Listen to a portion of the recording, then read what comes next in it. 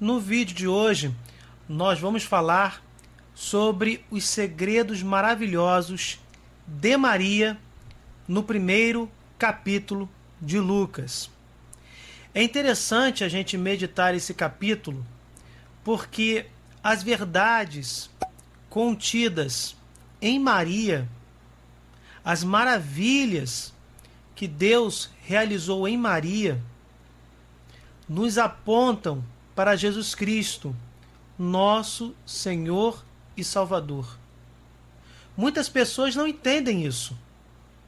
As pessoas preferem ter uma visão velada das coisas, não analisar mais profundamente as passagens bíblicas e assim, de uma forma direta ou indireta, atacarem o valor de Maria no mistério de salvação dos homens.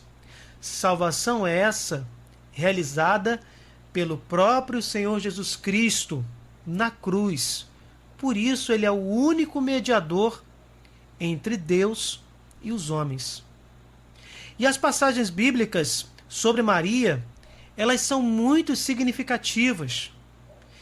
E em Lucas 1, nós temos uma riqueza de afirmações sobre a Mãe de Deus e nossa Mãe, que nos mostram o quanto Deus foi generoso e misericordioso para com todos os homens, inclusive através das maravilhas que Ele opera em Maria, a Mãe do nosso Redentor.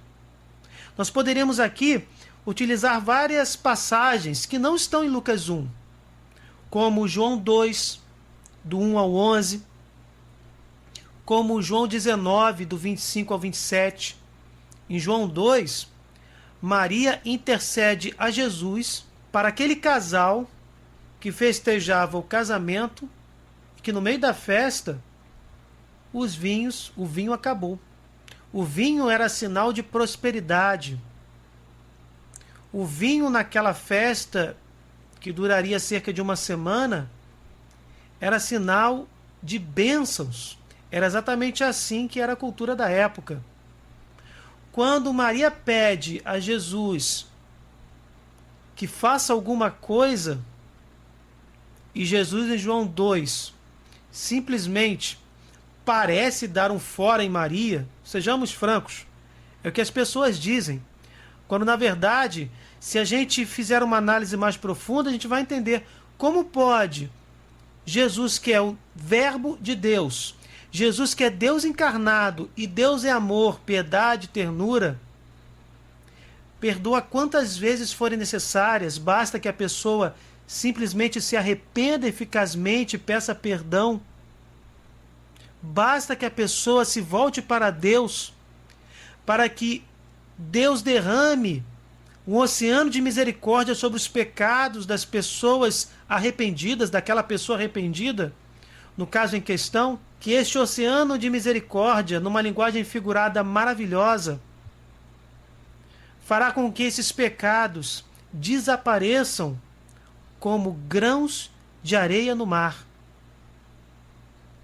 como grãos de areia em uma praia. Como pode esse Deus maravilhoso, que não guarda rancor, que tudo suporta, está lá em 1 Coríntios 13, tudo espera, como pode Jesus dar um fora em sua mãe? Ser ríspido, abrupto? Nós sabemos que não é isso. Ali, Maria, em João 2, foi a hora de Deus. Pediu ao filho que realizasse, pediu ao filho que providenciasse vinho para aquela festa, e Jesus Cristo realizou o primeiro milagre da sua vida pública, do seu ministério, tanto que está lá em João 2:11. Esse foi o primeiro milagre de Jesus. Realizou em Caná da Galileia, manifestou a sua glória e os seus discípulos creram nele. Maria intercede pela primeira vez por seres humanos e Jesus atende. É o primeiro milagre de Jesus Cristo. João, que é o evangelista, autor dessas linhas, teve o cuidado de nos deixar esse detalhe. Jesus deixa bem claro que não é a sua hora. Maria diz, ele já não tem vinho. E Jesus responde, mulher, isso compete a nós, minha hora ainda não chegou. E no entanto, Maria diz aos serventes, fazei o que ele vos disser. A centralidade do cristianismo é exatamente essa, fazer o que Jesus diz. É a coluna principal do cristianismo. E Maria está aqui afirmando, fazer o que ele vos disser. E Jesus, que disse que não era a sua hora de começar os milagres, ou a sua hora de começar o seu ministério público, atendeu a sua mãe. Atendeu a sua mãe. Foi a primeira intercessão de Maria pelos seres humanos. E essa intercessão foi prontamente atendida. E eu digo que foi a hora de Deus, porque João deixa esse detalhe. A partir daí, foi manifestada a sua glória e os seus discípulos creram nele. Porque o milagre físico, o milagre extraordinário, ele não é para fazer grandes portentos. Não. Os milagres de Deus são para a sua glória e para a conversão das pessoas. A principal transformação é a espiritual. Não importa um milagre físico, a cura de um câncer, a cura de uma doença muito grave, a cura da cegueira, a cura de uma paralisia física, em relação à cura espiritual. Porque Jesus estava perdoando os pecados, purificando as almas, levando-as para Deus, dando o que seria mais importante, que era a vida eterna. Mas ele curava fisicamente, em alguns momentos, conforme a sua vontade, para a honra de Deus e para a conversão de muitas pessoas. O objetivo conversão era essencialmente muito mais importante, porque a conversão das pessoas e, consequentemente, a cura espiritual das pessoas, o perdão de seus pecados, é o que realmente importava, porque significava, se a pessoa, logicamente, chegar a esta pureza, a esta conversão, a esse arrependimento, a esse perdão dos pecados, porque se essa pessoa partir desta vida com seus pecados perdoados, com a sua alma purificada pelo sangue de Jesus derramado na cruz, esta pessoa irá comungar definitivamente com Deus no reino dos céus. Mas não estamos aqui para falar de João 2. Estamos aqui para falar de outras passagens que estão contidas em Lucas 1. Mas essas verdades mariológicas não têm como objetivo principal o engrandecimento de Maria. Não. Não estamos aqui para endeusar Maria. As verdades mariológicas, as maravilhas que Deus fez em Maria, apontam para Jesus Cristo. As verdades mariológicas apontam para as verdades cristológicas. Nós temos outras passagens que engrandecem Jesus Cristo, mas essas passagens que vamos meditar neste vídeo e no próximo são verdades mariológicas que têm por objetivo final mostrar o valor de Jesus na economia de salvação dos homens. Nós poderíamos aqui citar João 1, do 1 ao 14, que fala que Jesus é Deus Filho, que esteve sempre com Deus, era Deus, estava no seio da Santíssima Trindade, se encarnou no ventre da Virgem Maria, através do Filho vemos o Pai, fala exatamente da encarnação do Verbo de Deus, que é Jesus Cristo. Nós poderíamos falar aqui de João 3,16, que fala que Deus Pai deu o seu Filho único, que tem a mesma natureza divina, Deus Filho, para a salvação dos homens. João 3,16 é um resumo do cristianismo, do projeto de Deus Pai, dando a vida de Deus Filho para a salvação de toda a humanidade. Nós poderíamos falar aqui de Filipenses 2, verso 6, onde Jesus diz que esvaziou-se da sua condição divina para caminhar conosco e nos dar a salvação. Ele não se aproveitou dessa condição quando assumiu a natureza humana e caminhou conosco até o sacrifício final e a redenção de muitos. Poderíamos falar de João 14,6, onde Jesus afirma que é o caminho, a verdade e a vida. De forma velada, ele confirma a Santíssima Trindade, o Pai que dá a vida, o caminho que é o próprio Cristo e a verdade que é o Espírito Santo da verdade, como inclusive está no próprio João 14 também. Mas quando Jesus fala que ele é o caminho, a verdade e a vida, ele está inclusive confirmando a sua divindade. Em Lucas 1, temos o suficiente para confirmar a divindade de Jesus, para confirmar que ele é o nosso único Salvador e para confirmar as maravilhas que Deus operou em Maria. E nos revelam, inclusive, porque Jesus, em João 2, verso 2, chamou Maria de mulher. Mulher por excelência.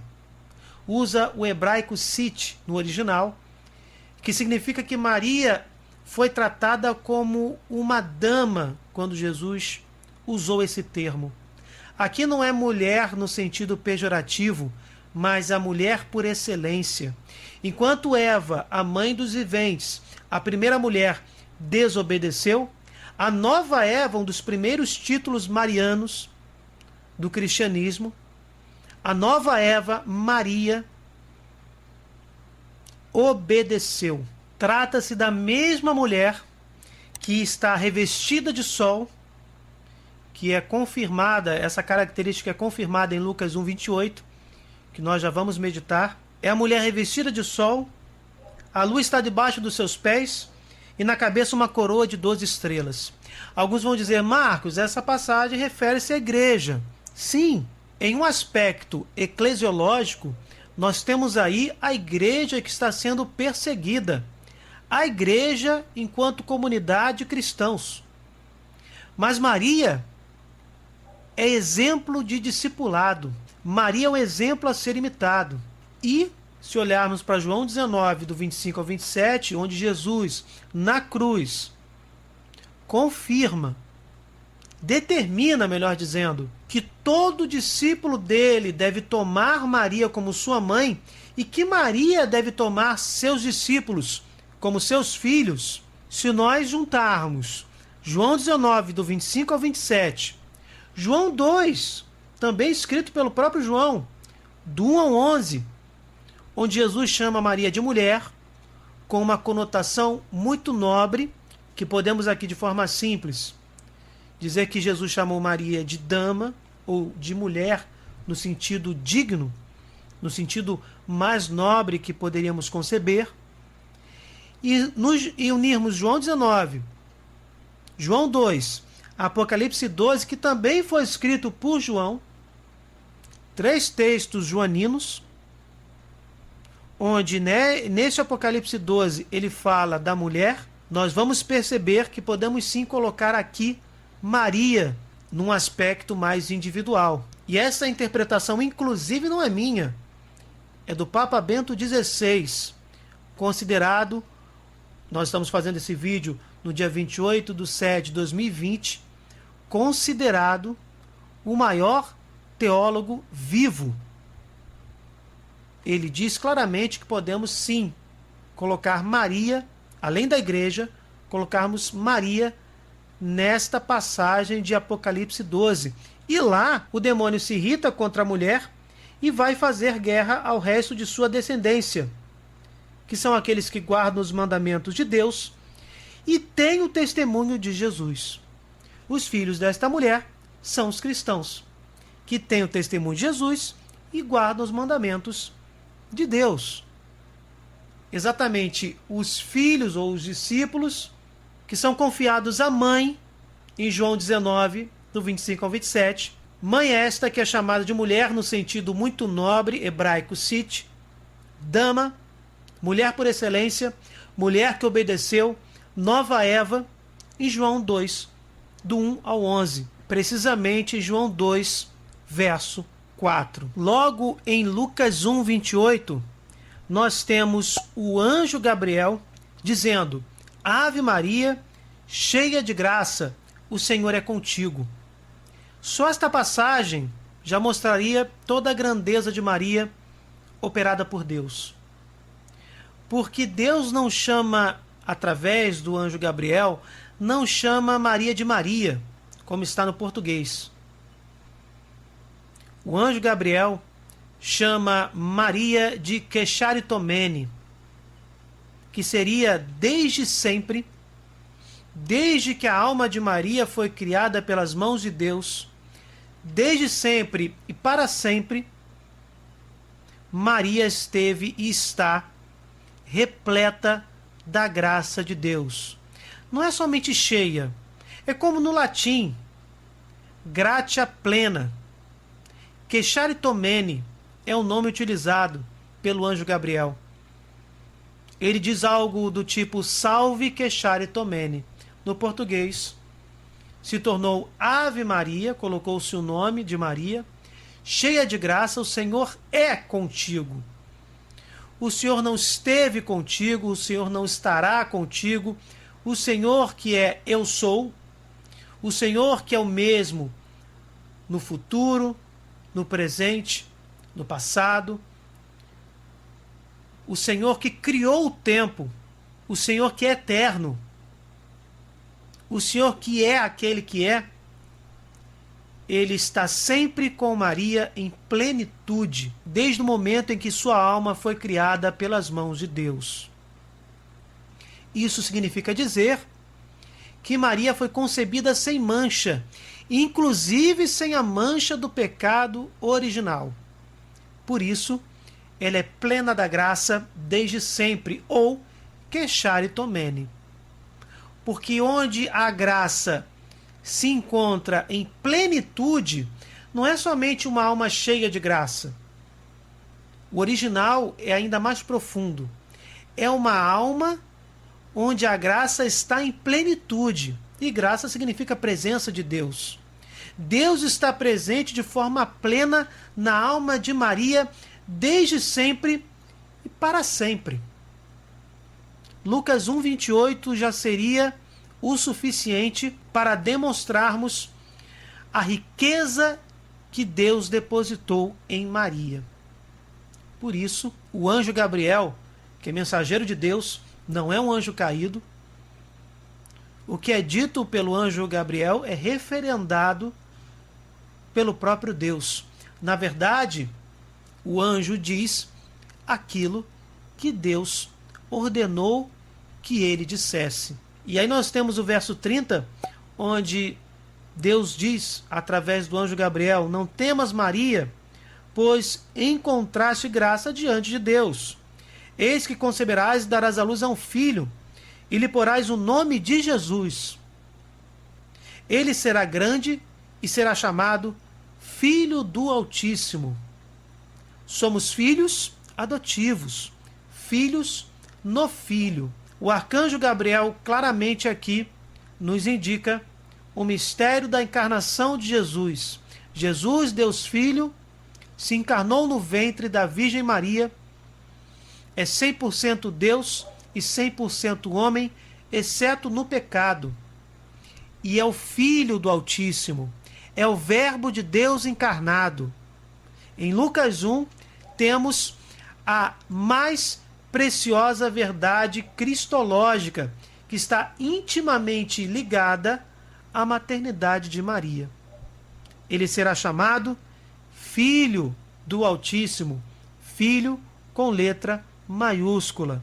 e aí confirma João 1, do 1 ao 14, confirma João 3,16, Filipenses 2, verso 6, e assim por diante. E aí o anjo Gabriel continua: e o Senhor Deus lhe dará o trono de seu pai Davi, e reinará eternamente na casa de Jacó, e o seu reino não terá fim. Para o reino de um filho de Deus não ter fim, é porque este filho de Deus também é eterno como o próprio Pai. Este filho, e aí nestas frases o próprio anjo Gabriel confirma o que ele disse nas linhas anteriores: esse não é um filho comum, não é um filho criatura de Deus, é o Filho do Altíssimo, a segunda pessoa da Santíssima Trindade. Maria pergunta ao anjo: como se fará isso, pois não conheço o homem? Respondeu-lhe o anjo: o Espírito Santo descerá sobre ti, e a força do Altíssimo te envolverá com a sua sombra. Por isso o ente santo que nascer de ti será chamado Filho de Deus. Mais uma vez, filho com letra maiúscula, mais uma vez aqui com conotação de filho do Altíssimo, mais uma vez aqui, aquele que nascer de Maria será o Deus Filho. Quantos protestantes dizem? Uma parcela, não todos, afirmam sem pestanejar que Maria é apenas mãe de Jesus, homem. Ora, meus irmãos, Jesus é a nova e eterna aliança. Em Jesus Cristo temos a aliança entre Deus e os homens. Em Jesus Cristo temos a aliança entre Jesus, homem, e Jesus, Deus. Essa é uma nova e eterna aliança. Aliança que não se quebra justamente por ser eterna. Aliança eterna que logra êxito, que alcança o objetivo, justamente porque ela não é dividida. Como podem os cristãos, aqueles que se dizem cristãos, que seguem o Evangelho de Jesus Cristo, como podem essas pessoas dividirem Jesus? Cristologicamente nós temos um erro absurdo. Não existe Jesus homem e Jesus Deus. Deus Filho se encarnou no ventre da Virgem Maria.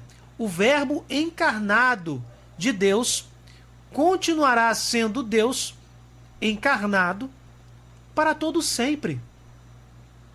E quando o anjo diz de forma categórica: o ente santo que nascer de ti será chamado Filho de Deus. Acabou. Está realizado o plano de salvação dos homens. Em Jesus temos Deus e temos o homem. Se chama união hipostática. Jesus Cristo é 100% homem, 100% Deus, exceto no pecado. Em Jesus Cristo temos as naturezas humana e divina, na pessoa divina de Deus Filho. O anjo Gabriel está dizendo que um ente santo não são entes, não está no plural, não é metade de um ente. Grosseiramente falando, é um ser. Um ser. E este ser é o Filho de Deus. E este Filho de Deus vai nascer de Maria. E para um ser humano, para uma mulher ser mãe, é necessário apenas o nascimento biológico de seu filho. E Maria gerou Jesus Cristo e educou como filho, e é exatamente o que ele é: Filho de Deus e filho de Maria. Continuando no verso 36, também Isabel, tua parenta, até ela concebeu um filho na sua velhice, e já está no 6º mês aquela que é tida por estéril, porque a Deus nenhuma coisa é impossível. Então disse Maria: eis aqui a serva do Senhor, faça-se em mim segundo a tua obra. E o anjo afastou-se dela. De uma forma bem clara, bem cristalina, para Deus nada é impossível, inclusive nascer de uma mulher. Ninguém aqui está dizendo que Maria está acima de Deus. Ninguém aqui está endeusando Maria. Nós só estamos afirmando confirmando e proclamando aquilo que o anjo Gabriel disse, por ordem do próprio Deus. Porque os milagres que acontecem em Maria não são de autoria do anjo Gabriel. O anjo Gabriel, de forma rebelde, foi até Maria e disse que ela seria mãe de Deus, e foi realizado o grande milagre. A partir do sim de Maria, Jesus se encarnou em seu ventre e ponto final. Não, o anjo Gabriel foi até Maria por ordem do próprio Deus. E a partir do sim de Maria, por isso Deus encontrou graça em Maria, porque sem obrigá-la, sem tirar de Maria o seu livre arbítrio, ele, por ser onisciente, sabia que Maria diria sim, se entregaria nesta missão divina. No momento em que ela diz: eis aqui a serva do Senhor, o verbo de Deus se encarna em seu ventre. E para Deus, nada é impossível. De uma forma bem simples, Maria gerou o corpo de Jesus e educou-o como filho. Essencialmente, é exatamente isso que significa ser mãe. Maria não precisa ser divina para ser mãe de Deus. Maria precisa gerar o corpo do Verbo encarnado e educar este ente santo, este Filho do Altíssimo, como está aqui em Lucas 35, este Filho de Deus, que não pode ser jamais dividido. Maria só precisa gerar o corpo do Verbo encarnado e educá-lo como seu filho, amá-lo como seu filho, para ser chamada de mãe de Deus. E isso em nenhuma hipótese diminui a importância de Jesus Cristo.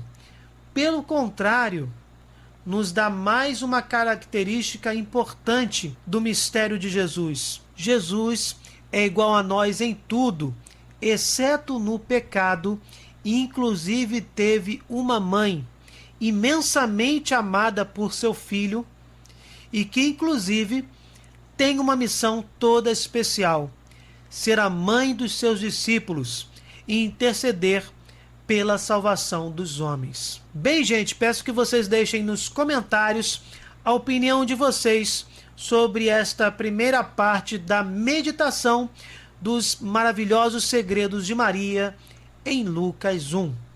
Louvado seja o nosso Senhor Jesus Cristo, para sempre seja louvado. Se vocês gostaram, deixem o seu like, compartilhem, se inscrevam no canal. Fiquem com Deus, desculpem qualquer coisa e até o próximo vídeo.